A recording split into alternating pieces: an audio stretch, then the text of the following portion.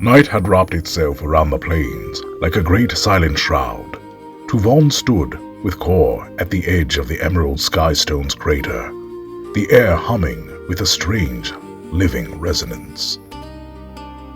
5 pale-skinned beings stood before him in a half-circle. Their eyes, like black mirrors, reflected the green glow. Their robes shifted like fog caught inside moonlight. The tallest stepped forward. "Child of the falcon," the being said, its voice neither loud nor soft, simply present in the mind. "Do you know the purpose of the feast star?" Tuvahn shook his head. Kor pressed closer to him, feathers bristling. Another guide lifted a hand. "It is a vessel of walking." A third continued. "A place where chosen souls are shaped, not by words, but by experience and time." A fourth. "4 decades, in the span of a few breaths." A fifth. "4 seasons of the spirit." The circle closed around him, slow, reverent, like ancient priests forming a rite older than the mountains themselves. "Every generation," the first guide said, "one among your tribe is called to awaken. They enter the feast star, walk the 4 decades, return reborn, and guide the balance of feast and famine." The green stone pulsed, casting shadows across their still faces. Tuvahn felt the falcon spirit within him stir, a flutter of wings deep in the chest. But then the guide's long finger pointed towards Kor. "The beast cannot follow. Those not of your spirit will experience their own journey of awakening." Tuvahn pressed a firm hand on Kor's neck. "Then I will not walk without him." The guides paused, exchanging unreadable glances. "You risk great loss," one warned. "Perhaps the greatest you have ever known." "He is my Kuthar, my life beast," Tuvahn answered, "and I will not leave him behind." The guides bowed, 5 as one. "Then your awakening begins." The emerald skystone split open like petals of light. Tuvahn stepped in, Kor followed, and the world shattered into color.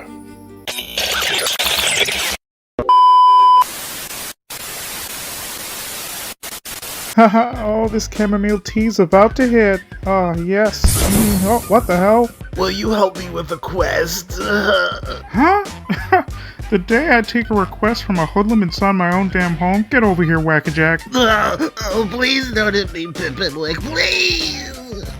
I just became a level 2 wizard. There's a lot of magical items on this quest. You can auction them off! I do need some new stuff to auction. Lord of the Things, Fellowship of the Merge, coming to a screen near you 2026.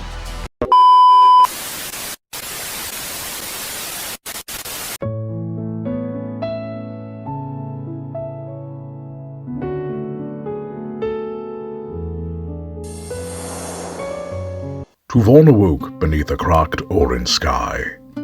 The sun burned low, the dunes stretched forever. Heat rippled across the earth in waves. There were no trees, no rivers, only silence. For years they walked, Tuvahn and Kor, across endless wasteland. The winds grew harsher, the food ran thin, the nights colder. Tuvahn grew older, his face sharper, his shoulders broader. His voice deepened, his patience growing ever steady. But one evening, as the sun sank beneath the horizon of broken stone, Kor stumbled. His great bronze body swayed, legs trembling. Tuvahn rushed forward, catching him as he collapsed into the red sand. "No, please!" Kor let out a soft, weak gobble. His eyes tired, gentle. Tuvahn pressed his forehead to the great bird's beak. "Stay with me, Kor, stay with me!" But the desert wanted its share. Kor's breath slowed, then ceased. The world did not change color. The sky did not break. Only Tuvahn did. He screamed into the empty dunes until his voice cracked. Then he wept over the feathers of his fallen life beast until night swallowed the world. In the silence that followed, the desert whispered its lesson. To awaken, one must learn to let go.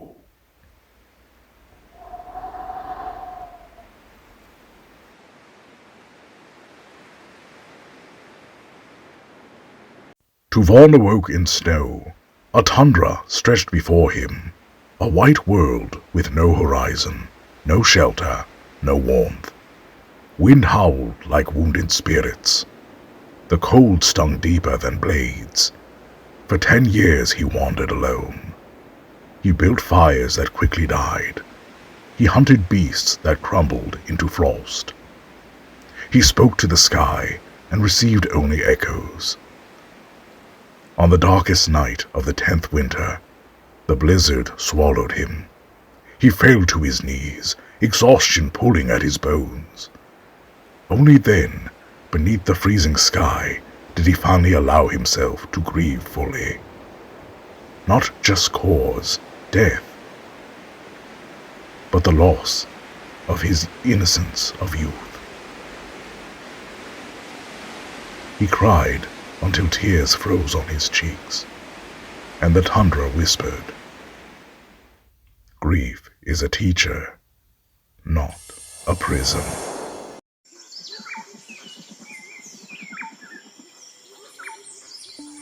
When Tuvahn awoke, droplets of rain sprinkled across his face. He gasped sharply at the scent of earth, living earth. Towering trees stretched toward a vibrant sky. Vines curled around stones.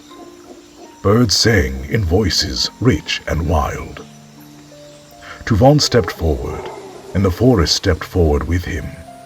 Waterfalls thundered in the distance. Here he learned joy again. He climbed ancient trunks. He swam in crystal rivers. He listened to the rhythm of life beating beneath every leaf. Years passed like new blossoms. He forged a staff from a living branch that hummed with falcon light. He wore vines as armor. He laughed again. The first laughter in 2 decades. Spring whispered, "Life is enriched when the heart is ready to receive it."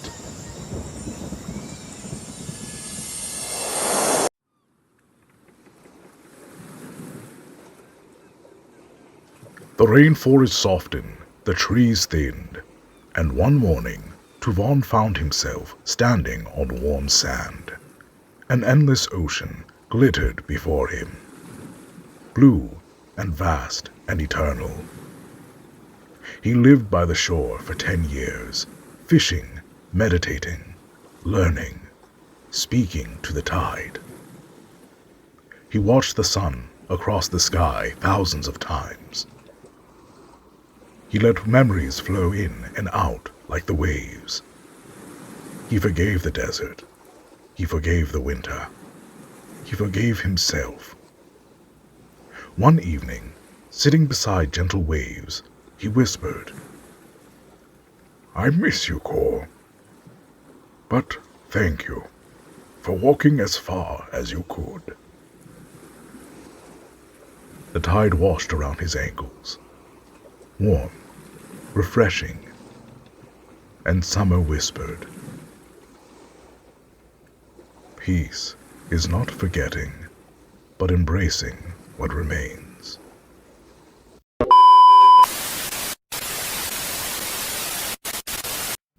Bella, you're gonna look very nice. A snippet here, a snippet there. Oh yes. Just a minute, I'm almost finished. Take a seat, take a seat. Nah, that's okay. I'm actually here for the hair clippings. Just let me know when you're finished. Excuse me, the what? The hair clippings. I told you, they're a gold mine. How many times do I have to tell you we don't do the hair clippings? Be gone. If you need a cut, come to Millennials. We do hair, we do beards, we do everything. We don't sell clippings.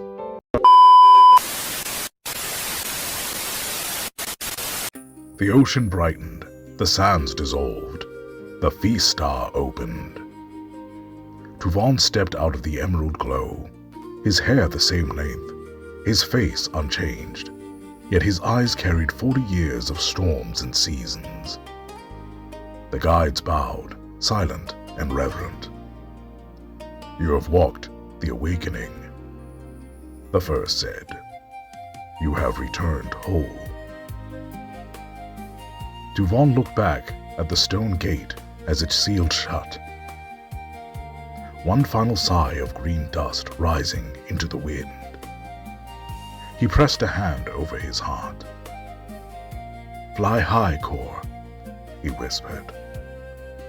"I carry you from here."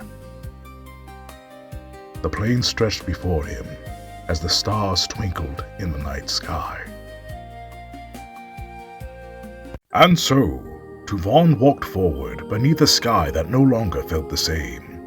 His heart steady, his path certain with celestial clarity, his spirit alight with the seasons he carried within.